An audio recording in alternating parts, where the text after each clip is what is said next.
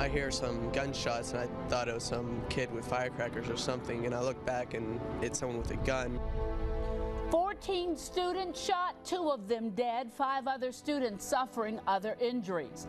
The bloodshed came, police say, at the hands of another student in Marshall County this morning in western Kentucky.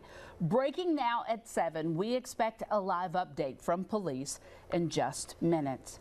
Good evening and thank you for joining us at 7. I'm Dawn G. And I'm Connie Leonard. We will take you to that live update as soon as it begins. First tonight, Wave 3 News reporter Casey Cunningham is live in Marshall County. Casey, what is the latest tonight from there? Connie, Don, this investigation is far from over. Take a look behind me. We're about 300 yards from Marshall County High School. Police still blocking off this entrance, and police are still very active. We've seen them all day go in and out of this parking lot here at Marshall County High School. 2 15-year-old students are dead after another student opened fire inside Marshall County High School. A total of 19 students injured, 14 of those from gunshots, even higher numbers than initially reported this morning. A 15-year-old young female student was killed at the high school, while the 15-year-old male student died a short time later at the hospital. Students I spoke with tell me it was truly horrible running through the school, seeing their classmates get shot right in front of them. One Marshall County High School student told me this, and this is a direct quote: "I had just gotten there and started hearing gunshots. So many people running and falling and screaming that he was shooting. There are hundreds of other accounts just like that." I hear some gunshots and I thought it was some kid with firecrackers or something, and I look back and it's someone with a gun. I thought it was just banging on like a locker or something like that. I thought somebody had started getting into a fight or whatnot, but then I heard everybody else start screaming, and then there was everybody started running and stuff. I saw people getting shoved down. The gunman, also a 15-year-old student. KSP Commissioner Rick Sanders says police were able to respond within 5 minutes and apprehend him. He'll be charged with murder and attempted murder. And this is a wound that is going to take a long time to heal. And for some in this community will never fully heal.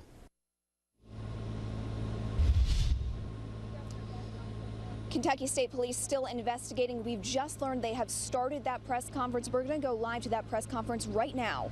Kentucky State Police Alex Payne.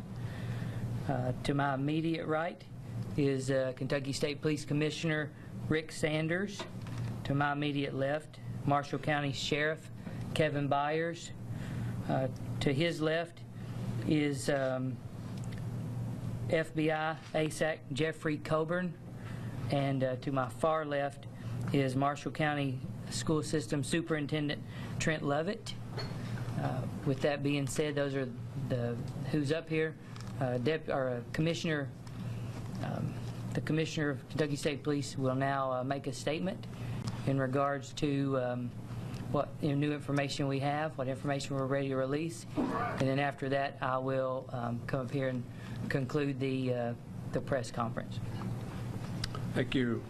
Good evening. Thanks for your patience. We just wanted to gather this evening to give you a little bit more information that we could release. Again, you'll not hear a lot about the crime scene or any particulars about the investigation. We don't want to do anything to hamper the prosecution of the person that has been arrested. But I will tell you again that at 7:57 a.m. this morning, a 15-year-old male student walked into the school with a pistol in his hand, immediately opened fire, striking 14 people. There were a total of 19 injured. 14 suffered gunshot wounds. Of those 14, 2 are deceased. 1 died at the scene, 15-year-old female Bailey Nicole Holt, H-O-L-T. There were a total of 6 transported to Vanderbilt Hospital. 1 died at the hospital, 15-year-old male Preston Ryan Cope, C-O-P-E. There are 5 still at the hospital in critical condition at Vanderbilt. There were a total of 19 injured. 5 of those were injured trying to escape the gunfire. We've been there all day processing the scene. Our critical incident response team is responsible for this investigation. They're being assisted by the FBI by their evidence technicians helping collect evidence. We've also been helped by the Bureau of Alcohol, Tobacco, and Firearms. They have done some work on the weapon that was used. So we thank all those people that have assisted us today.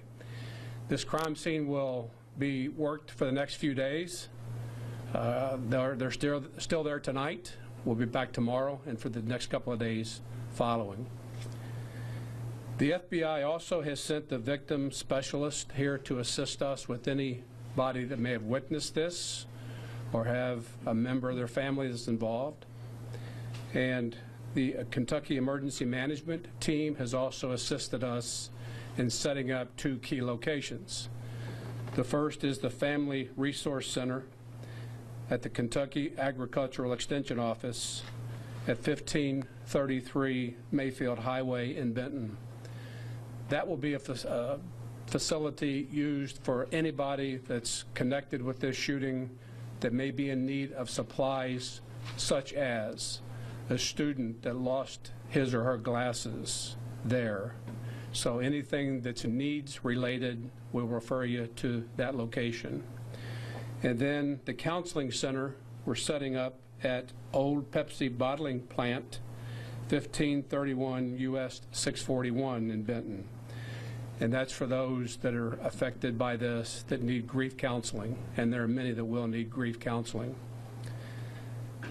And speaking of the human toll that something like this takes, I can't tell you a whole lot about what happened there today because I don't want to do anything to hurt the investigation, but I will address the human toll it takes.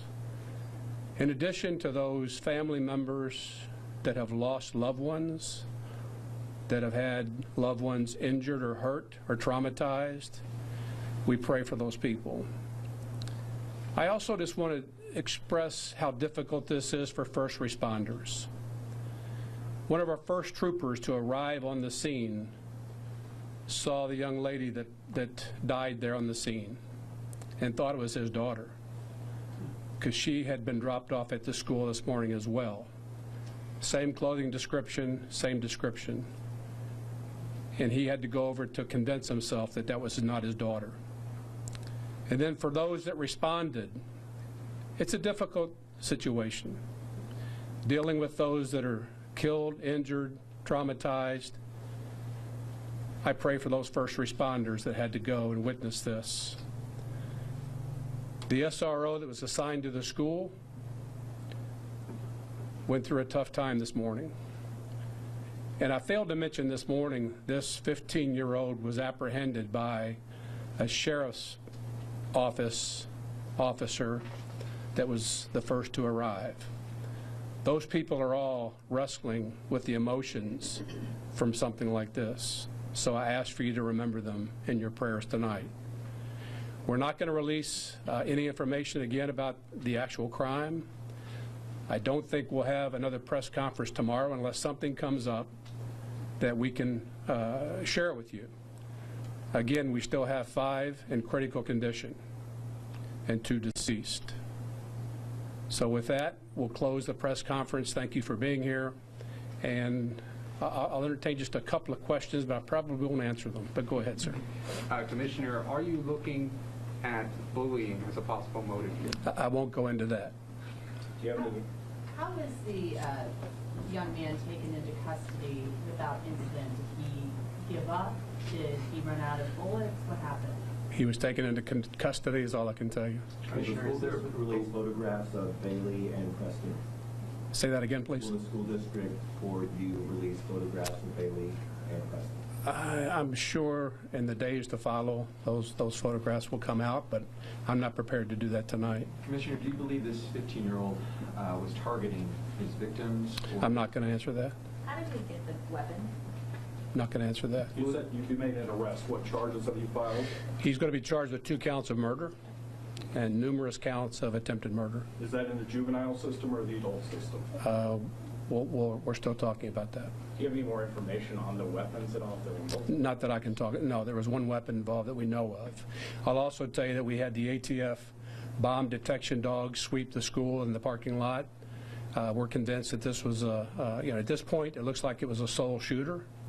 It doesn't There doesn't appear to be anybody else involved that we know about at this time. But again, we're still in the investigation. When you mentioned 19 injured, are you including in that number the 2 deceased, or is Yes, total of 19, two deceased.